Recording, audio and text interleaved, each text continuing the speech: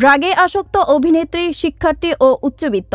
দেশের শোবিজ অঙ্গনের জনপ্রিয় মুখ সাফা কবির, মুমতাহিনা চৌধুরী টয়া, তানজিন তিশা এবং সঙ্গীতশিল্পী সুনিধি নায়েকের মাদকের সঙ্গে সম্পৃক্ততার প্রমাণ মিলেছে। মাদক সম্পৃক্ততার অভিযোগে গত 17 অক্টোবর নর্থ সাউথ বিশ্ববিদ্যালয়ের সাবেক শিক্ষার্থী অরিন্দম রায় দীপকে ঢাকা বিমানবন্দরে গ্রেপ্তার করা হয়। তার কাছ থেকে তথ্য প্রমাণ মেলে। একটি বিশেষ হোয়াটসঅ্যাপ গ্রুপের মাধ্যমে অরিন্দম রায় দীপ নিয়মিত মাদক বিক্রি করে আসছেন।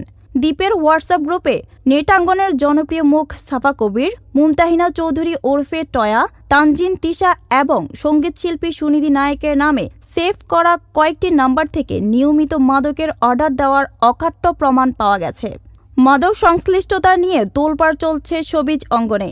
3 অভিনেত্রী ও সঙ্গীতশিল্পীর সম্পৃক্ততা উঠে আসার পর ব্যাপক চাঞ্চল্য সৃষ্টি হয়েছে। মাদক নিয়ে কাজ করেন এমন কর্মকর্তারা বলেন, কয়েকদিন পরে 31st নাইট উদযাপন করা হবে। এজন্য বাসাবাড়ি থেকে শুরু করে তারকা হোটেল, ছোট বড় রেস্টুরেন্ট, ক্লাবসহ বিভিন্ন স্থানে পার্টির আয়োজন করা হবে।